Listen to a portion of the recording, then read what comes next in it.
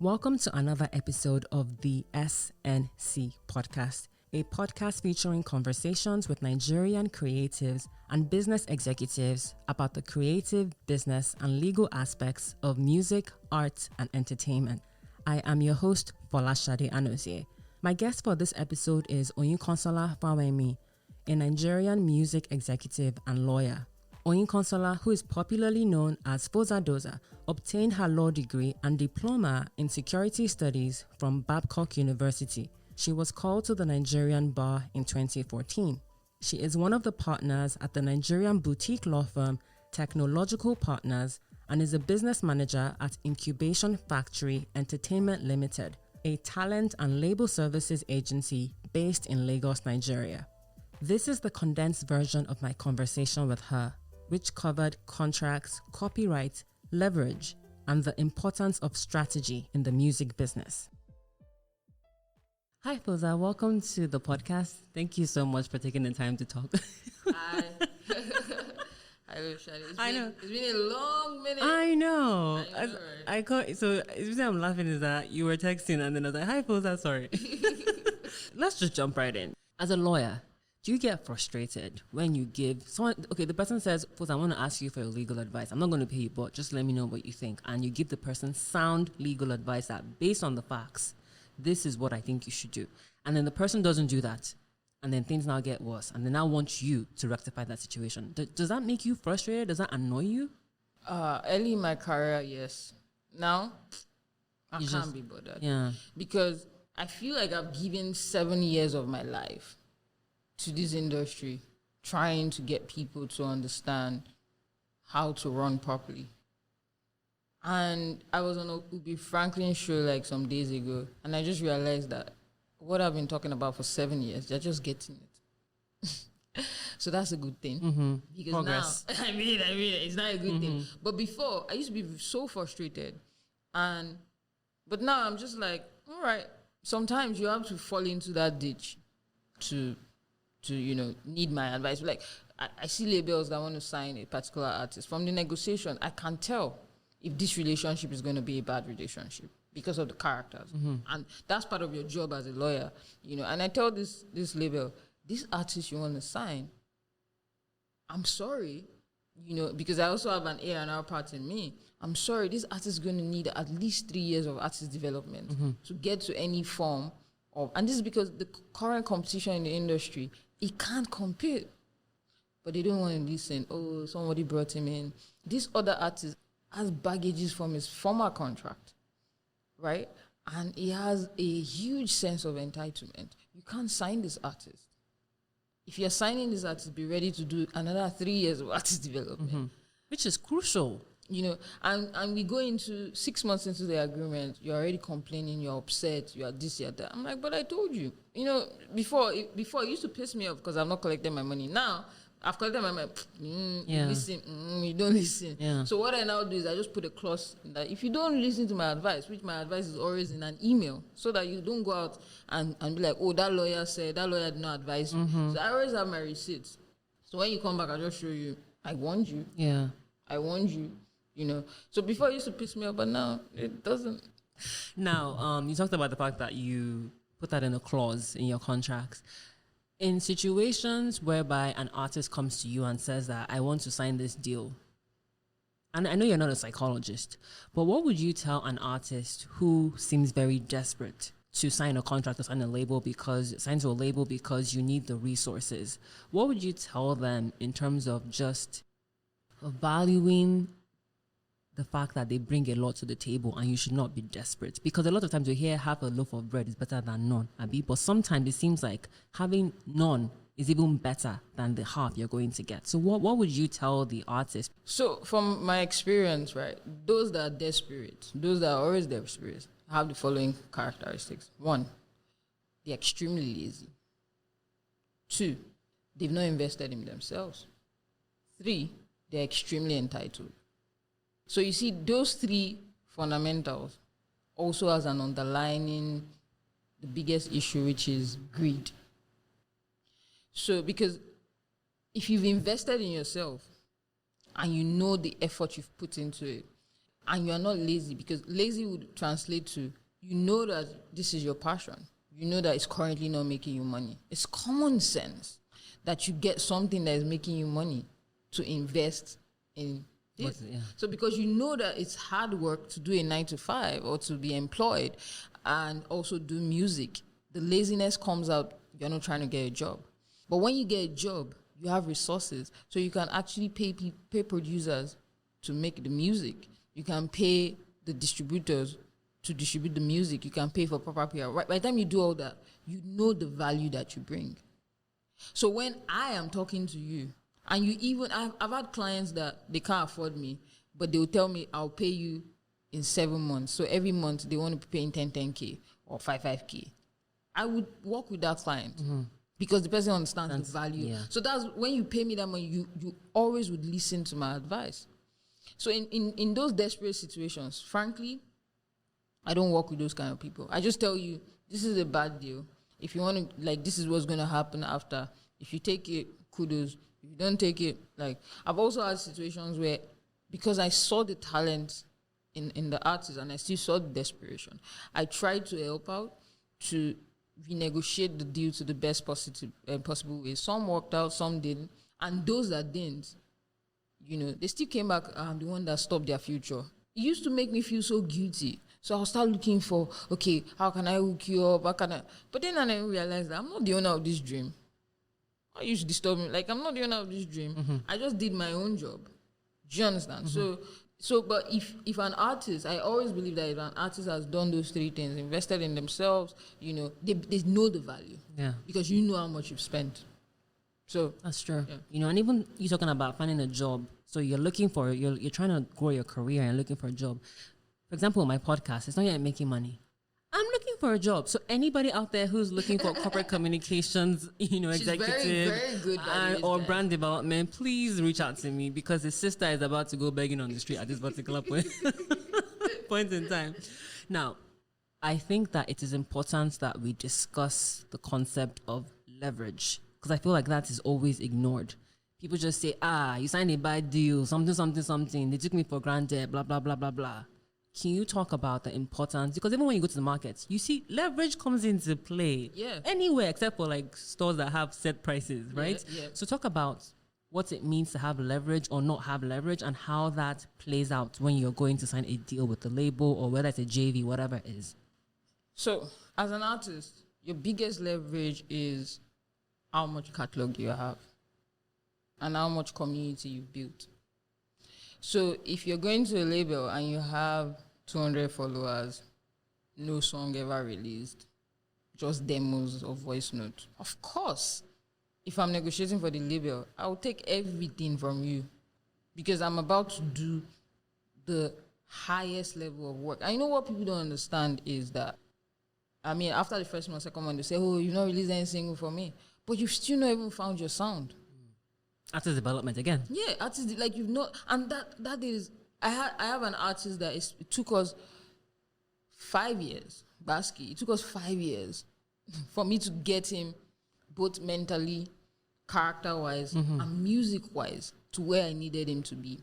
And he used to look at me as the Abinga of evil. You know, down to, there's a meeting by 2, why are you coming at 2:10? Yeah. You're sitting in a meeting with people and you didn't greet. You're in a meeting and you're wearing shades. Or I'm asking you every month, I need 5 masters from you, or 5 complete songs from you, and you're sending me 1 or 2 with excuses. Why? Do you understand? Or I tell you, you know, we have to go for an event. You have to be going for a basement gig every month. I don't care whether you're learning. Every month you have to be submitting to me the new friends you've made, or the new industry friends you've made. You know, your social media has to be growing by 500 followers every month. You have to respond to every DM. Like, those things are actual training. Now, it took 5, like, you always used to be so upset. Like, it was so upset at one point, because before we recorded this new EP, I subjected him to about 3 months of vocal training. I said, I don't want to hear any song. Just go and do your vocal training. And, you know, the training he was doing, he was doing at Freedom Park, and they would make him stand on the stage and recite, you know, poems. And he just used to look like, what's this?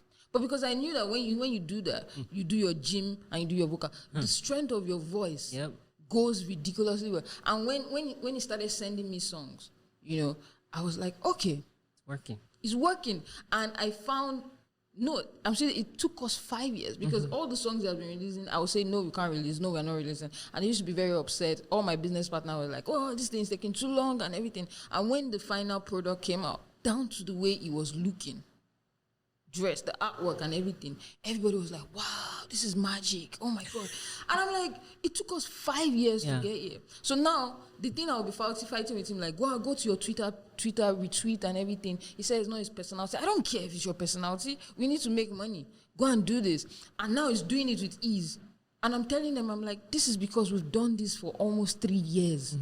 So imagine it's like another label that was doing it and they didn't put him to on, because I will sit you down and I will explain the expense and what is going to, result to. Now, a typical artist that is entitled cannot understand it. I've dealt with like different artists that use different methods for them, and they can't. But same underlining principle, they can't understand it.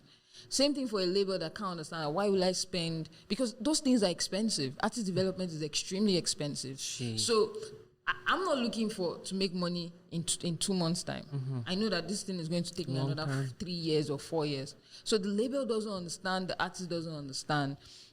But then why are you in the business?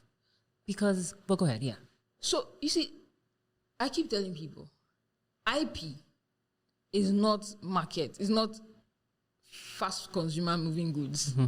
It's like land. You buy a land so let me give you an example. So Papa Lanto is somewhere, I think around that Ogun State side. 3 years ago, dead. Now, Buhari came in, commissioned the train line, and the train line started work. Like, they started putting. Now, in 2020, the train line is done. The train line is going from, I think, Festac, Iyanoba, something, then Papa Lanto.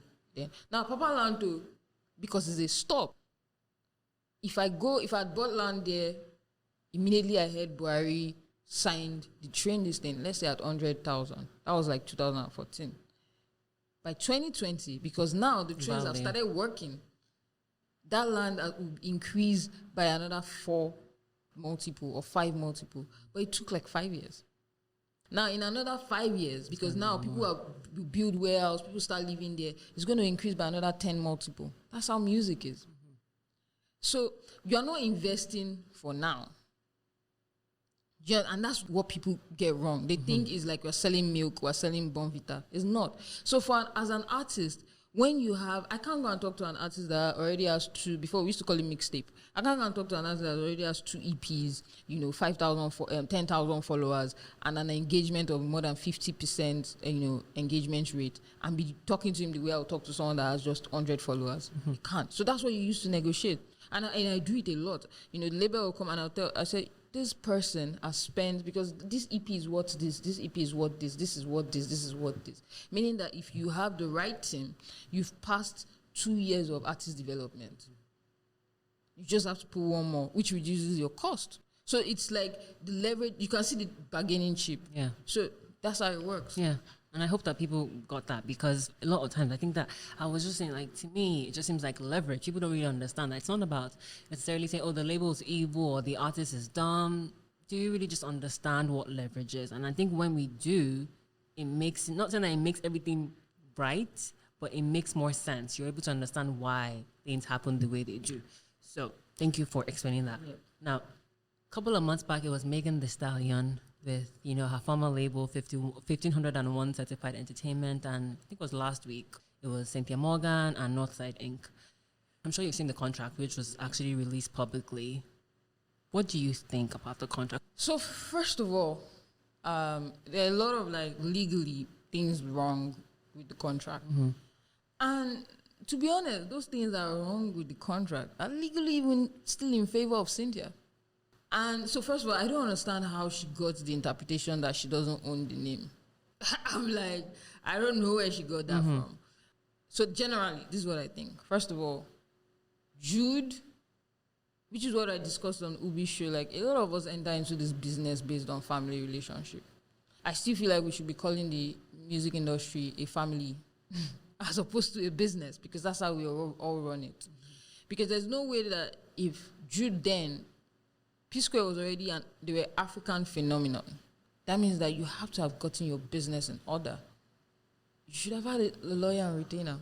Like, what does it really cost you to have a lawyer and retainer? So for you to allow the artist draft the contract and bring it to you and you just sign, I'm totally against that. Yeah. Also, for the manager and the artist to draft the contract themselves and bring it. I mean, the basic English was there, which was we wanted to be 50-50, we wanted it. But things like IP ownership wasn't properly delineated. Publishing rights were not properly delineated. Accounting wasn't properly delineated. Exit clause wasn't properly delineated. Even the execution of the contract was faulty. The parties definition was faulty because it's from, a lot of people forget very minute detail. Like in the background, so there's a contract between myself and yourself. It says Fosa is a legal expert focused and specialized in the entertainment industry. Sade is an emerging recording and performing artist. Now, the reason we put those things is to define the capacity of group. So if in the contract I've defined myself as an expert, I'm going to be held to the standard of an expert. Do you understand? So it's the same way the record contract should be. So if the label has said that we have the capacity to do distribution, marketing, and promotion, I'm going to hold you to that standard. And it's very, and when I change those things in contract, people are just like, oh, Fosa is stressing out, but I know the implication of it. So I mean, Meg obviously got too excited because there's Jay in the picture, there's Queen B in the picture. However, I think she just took it over, but because I'm probably pretty sure that I don't know, two things. You can never disrespect the early investor. Whether we like it or not, these people took a chance on your career. Because truth be told, nobody will know you if they didn't take that step. Even if it's 1 naira they put in it. So we always have to respect. And that's what people don't understand. The courts anywhere in the world respect the investor. Because the money has to keep going around. And the more the investors feel like the money is not being protected, they keep leaving that industry until that industry dies, which is what is happening right now to our country, our industry. Yeah. The only people coming in to buy or to put money in music are doing it as slave masters. So that free money, that free largesse is out the window now. So my general thoughts is like it wasn't run like a business. It wanted to be a family venture. Do you think that Joy Tongo was wrong in drafting the contract because she's her manager? To be honest, yeah, I just feel like our only issue was that she was not a lawyer. So she couldn't understand to the furthest extent what shall will mean in the contract or may will mean in the contract. But or must, right? So, but essentially, I feel like she did what she had to do. Okay. She did what she had to do. Yeah. Maybe at that time they couldn't afford a lawyer. Yeah. Just a couple of comments like, I think that there's a conflict of interest, yada yada yada, and everybody always has their own. Because that contract reflected there's something in contract we call meeting of the minds. So between Joy and Cynthia, that contract perfectly reflects what they all agreed on, what their mind met on, right? So it's, I mean, people have been arguing, there was no concrete meeting of the minds and everything. They all agreed to 50-50. That was the basic of their contract. They just said, okay, because Cynthia can't afford it now, Jude, you run it. And it was all reflected in the agreement. Yeah. It was all reflected in the agreement. Now, before I move on from Joy, one other question I have is she alleged that Cynthia owes her, I think, $30,000. What can artist managers do to protect themselves? So I'm going to use myself as a practical example, right? Because I've moved from being a lawyer, which is in Nigeria, I cannot be a lawyer and be other things, and I'm called to be other things. Yeah. So now I'm functioning fully as a music executive, which now makes me. So we run a talent agency and we run a label services, situation. And for people who may not know what's the name of the companies, what is it called again? So we have it's called Incubation Factory Entertainment Ltd. The law firm is Technolawgical Partners. Good. You can reach out to them. They have lawyers that will attend to you. Okay. So what incubation does is when we find an artist that we feel like is extremely talented, which I'm like, I love this artist. First thing we do is sign you up for management under the artist development arm.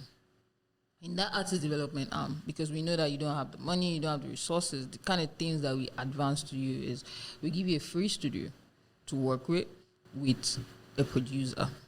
Now, at the beginning of the agreement, when we sit down and sign, I will tell you these are the services that we have, or these are the resources that we have, and these are the resources that will be available to you. Now, for every point in time that you want to access those resources, we attach a financial value to it. So for every 2-hour session you have in the studio, it's going to cost you 40K. But you're not paying the 40K now. No. It's going to be in future. Yeah. The same way that we have producers that we've put on a monthly stipend or salary, they will attend to you, but for every hour you work with the producer, this is how much it is. And we also have that agreement with the producer and stuff. So now, because everybody's aware, it's not like I'm doing you a favor. You're not doing me a favor. I'm not doing you a favor. Yeah. We give you vocal training classes. Everything is costed. So at the end of each month, we render an account to you and say, okay, this is what you used up this month. This is what we achieved this month. This month we had 5 songs recorded. The A&R people came in and said, okay, no, we think you need to change your voice. You need to change your songwriting. This is what you need. So that agreement, we know that we're investing in terms of resources. And we know that in the first 2 years, we're not going to make any money because the artist is not ready for market. So it's all in the agreement. I mean, we've had artists that didn't like our structure and said, oh, no, it's too, there's too many bureaucracy, there's too many people involved, we want to get out.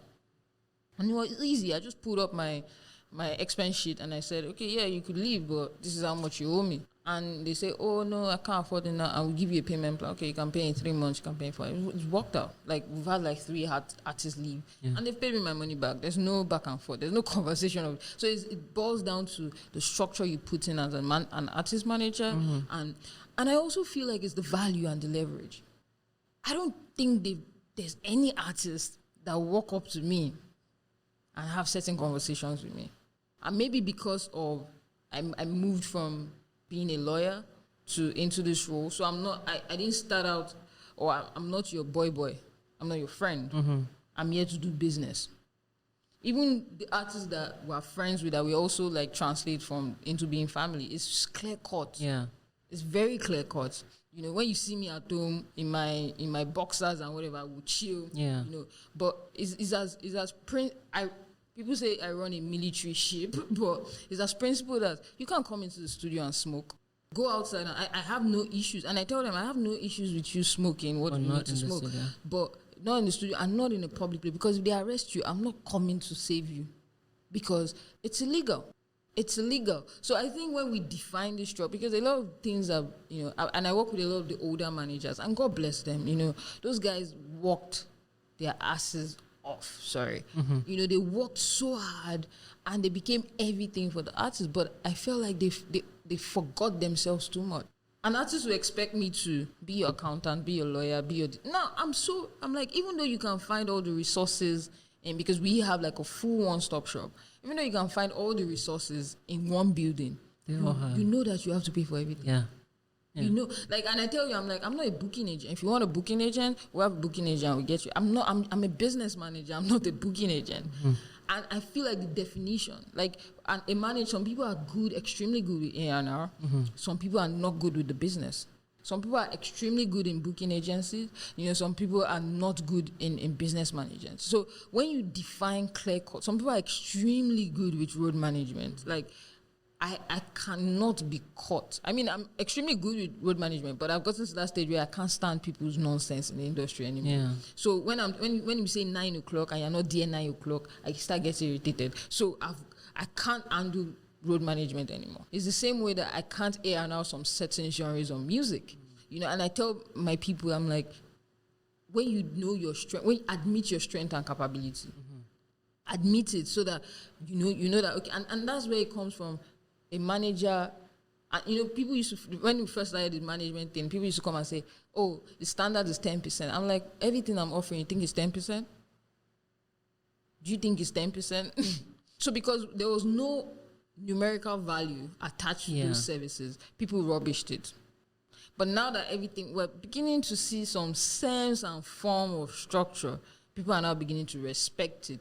And the moment you start putting number value to everything, you are sending emails, like there's every email to every communication, they know you're not joking, and they respect it. So let me give you a perfect example. 2016, I realized that producers were not getting the fair share of the pie. And producers were like broke. I'm like, it doesn't make sense, because essentially in Nigeria, the production is like the 90% of this. I'm no offense to songwriters, but like, the core of Afrobeat is in the production. Yeah. So why are the artists broke? Why is it only the artists getting why are the producers broke?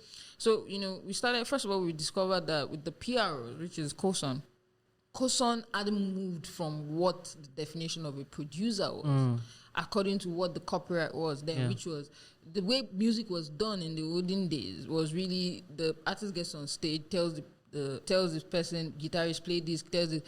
So in technical terms, the artist was the producer and those were performers, because he would tell them what to play, right? But now when we went to go and explain to COSON that, no, you see that process has been consolidated into one machine, where the producer is the one that comes up with it. And I said, it's even as bad as the producer now sends beats to the artists for them to get the inspiration to record. So they are now composers. And we fought that fight for like 2 years. What was so hard for COSON to grasp? Like, because one thing I wanted to discuss with you is, this is not a Nigerian thing. I think all over the world, sometimes it seems like the law is slow to catch up with technology and how things are being done. So let me tell you why. It's because lawyers, and I keep blaming lawyers, we don't do our work. It took us, first of all, I identified the problem. Then I got with my team and I said, this is the problem. How can we solve it? And we went back to the law. We didn't go back to the law to look for a problem. We went to the law to look for a solution. So the way the law is drafted, right, is that the law cannot cover everything at once. It's progressive. Unfortunately, we have a very slow legislative arm. The Copyright Act has been, the new one has been in the assembly for the past, since when I was in 500 level, and I'm 7 years at the bar. Now, you see, the thing is, when we found that composer problem, put a team of lawyers together, led by, Justin Ige, brilliant guy, goes into the law and finds out that, we can go by this definition, technically. And we took that and we went to COSON. And we argued back and forth with their lawyers until we came into okay, yes, this is it. Now, we've taken this thing and sent it to the National Assembly to add to the new Copyright Act that is supposed to be done, So you see, it's when lawyers don't test the law, nothing happens. Now, the next phase for COSON was to now start convincing the artists that you don't own 100%. Yeah. Now, another issue we had then was the law said equitable. Equitable could be anything, right? And we were saying equitable also can mean equal, which is why we now say that, okay, the producer is entitled to 50%. Because they do 50% of the work, So we started fighting and fighting. But then in that fight, we now took it to say, you know what? Let's start the SARS Academy, where we have a bunch of guys, maybe 10 that we can afford every year, come together. We teach them the SARS will teach them the production part of it. We teach the business, the management part, and the legal part of it. And we sat, and I was always the one in charge of business part and the discipline, business ethics part of it. And they used to be so upset because if I'm in class before you, bruv, like I'm in class before you, like I tell you to do an assignment and you don't turn it in. And I can bet you, out there, if you've worked with any SARS Academy producer, they don't delay their work. 2, they always respond to their email. And it's as bad as their email. If you check their email, there's a proper signature, properly written. They can draft a proper email. And when they're before any SARS Academy producer releases the set final file to you, you must sign a split sheet. And that shift, now we've moved from the conversation of, producers are not entitled to, why are you taking 50%? I'm good. That is, we sent 21 people, including SARS to himself, into the world and said, go and do this job. And in 3 years, there's been a shift. So now, producers are now in the conversation. James, so yeah. And that's because 4 of us sat down and we're just like, this thing can't continue. And we're all lawyers. And that's why I keep saying that we don't test the law. People keep saying there's no law. I know what I've used the law to do, to achieve some things. But we don't test the law. We refuse. Right now, I'm in the middle of testing one law that is a technical thing. And then everybody's beginning to back out. And I know I'm going to lose money. I know I'm going to lose relationship. But I'm just like, we have to do it. If I don't do it, if I don't do it, everybody's just going to be looking and thinking it's normal until they run us out of business. And we're all looking like, we should have done it. Nah. Yeah. Now, what do you believe are 5 things that artists must take into consideration before signing a contract? I think you kind of alluded to the fact that don't be entitled, but if you could just talk about 5 things, or even if it's less than 5, that you think that artists must consider seriously before they say they're going to sign a contract. So first of all, because of this shift, right? First of all, you need to understand that the money that was available to the industry in terms of local availability is being cut short by 70%. So first of all, you need to properly identify the value you're bringing to the table, because now it's going beyond just I can sing. Because truth be told, between Fireboy, Joe Boy, all the boys, you're going to be doing much better than singing. You have to be ready to bring a whole brand. So you need to properly identify your value. You need to properly identify what you expect from a label. So if you feel like, okay, I want to sign with this label, and this label has great relationship with DSPs, right? Or they have great relationship with this management, or they have great relationship. So this phase of my career, I want it to be artist development, and they have this great relationship. Or this phase of my career, I want to be able to release an EP that will do this numbers and do that numbers so that I can get this positioning. And what you have to identify that so that you can also ask the label if they have those resources to meet that expectation. You have to identify what the expectation of the label is properly. That would inform the length of the contract. It will inform how much resources is going into the contract, because both of you understand your expectation. 4, the artist has to remove that false expectation that the industry has put, which is once you sign, you should have a Range Rover, you should be living in Lekki 1. Now, you have to start thinking like a proper businessman. If I'm buying a Range Rover of 18 million and living in Lekki with the rent of 4 million, which is like 20-something million already on my career, and I don't have an EP yet, nobody's looking at you. Let's be honest. I feel like people just lie to the artists and say, when they go to your Instagram, they want to see this. People don't. No. And I'm speaking from experience. I'm speaking from practice. Because a lot of time, people used to come to me, people will say that, Fosa, you're not in the business, so you don't know. So I had to go into, I'm like, I need to understand this thing, because it doesn't make sense to me. And you have to build your community. And that's the thing that a lot of artists keep missing. They feel like they can buy a community. You can't. You cannot skip it. See, that's why Beyonce is Beyonce. Beyonce doesn't talk. In fact, when Beyonce talks, we're privileged. And that's because she has trained us. She has trained the community. And when Beyonce straight up said, guys, what I owe you is my art. I don't owe you my personal life. Yeah. That's why we can't be upset when she does. In fact, when she gives it to us, we're like, thank you, Queen. But I think also beyond that, I think is the fact that behind the scenes, Beyonce is working. Yes. She's donating money. She's doing stuff beyond just going on the gram to say like, whatever. She's actively involved. And she's very actively involved. Mm-hmm. So you have to build your community. You can't be from Bariga and you can't even hold 50 people in Bariga. It makes no sense. You can't be from Ikorodu and they don't see you doing stuff.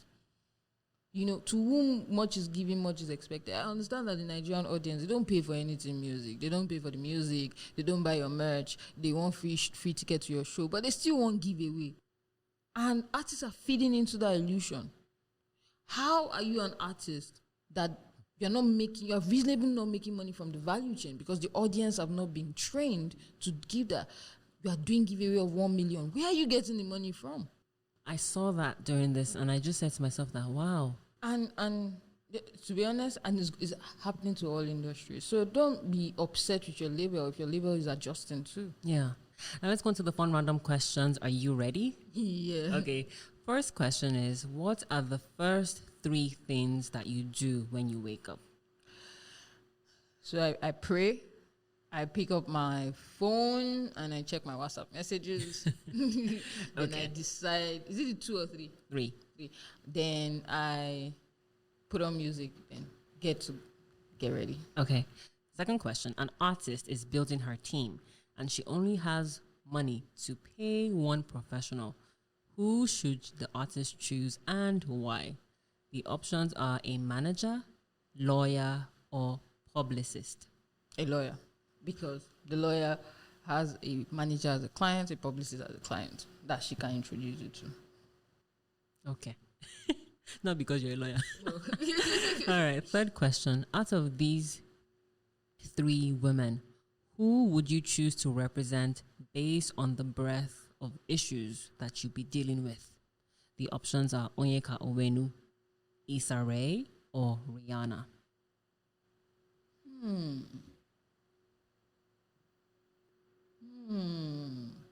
Actually,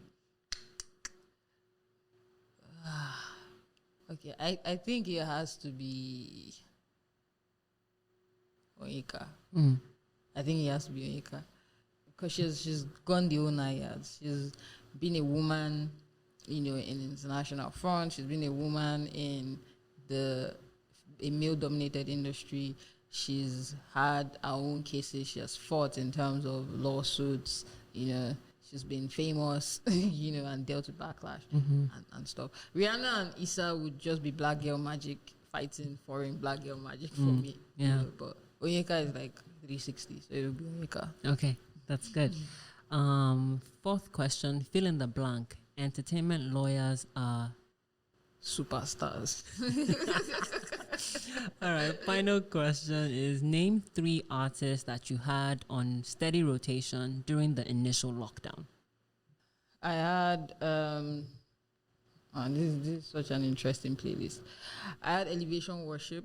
Okay. I had Baski, and I had Dunsin Oyekan. All right. Any last words for us before we wrap it up? First of all, thank you for this podcast that you do. I know it's not cheap. I see your gadgets. The gadgets is so fine. I'm beginning to think about it like, damn. I mean, she has a full setup, mixer, Nikon camera, 2 podcast mics. You know what I mean? It's looking so dope. And she said that, she will have done the video, but because of, Corona and stuff. But actually, thank you for what you do. Oh, no, thank you for being a great. Education is very needed. And we've been doing it the way we can. And we still just need it to go out. And I feel like for you as an artist or a label, if you're making mistakes at this point, it's really on you. I mean, 7 years ago, you could have argued that you didn't know, but ignorance is no longer an excuse. There's information everywhere. There's examples everywhere. And always remember that for every platform that comes to you for your content, you are the one giving them the most value. Because if your music doesn't make, let me even give you a secret. If your music doesn't make money on, let's say, Apple Music or Spotify or Pandora or whatever it is, for example, for every song that is on that platform, it increases their valuation. But that your song is not making 1 naira from it doesn't affect them, right? So we need to understand, like it goes back to what we said, we need to find ourselves and understand our value again so that everybody can eat and be happy. But this is Africa's time. I mean, all the Afrobeats to the world, a lot of us are just making noise. But those of us at the back, we need to sit down and actually embrace Africa to the world and do the work. Please, don't sell your soul for cheap stuffs. stops. Thank you so much, Shadi, for having me here. No. This was the most interesting conversation I've had. It's not, I don't like going for interviews anymore because there's a lot of basic questions and it doesn't task my brain. I'm just always like, same thing. I'm saying the same thing, same thing again. But I really enjoyed this conversation. I'm glad. And can I just get props to my legal background? Hey. Of course, lawyers are superstars. Thank you so much for your time, Boza. Yeah, you're welcome. This episode is produced and edited by me, Folashade Anozie. Theme song for the show is by Imodu Ayonote. You can subscribe to the podcast on AudioMac, Apple Podcast, Podbean, Spotify, Google Podcast, and Stitcher Radio. Simply search for TheSNC Podcast. So that's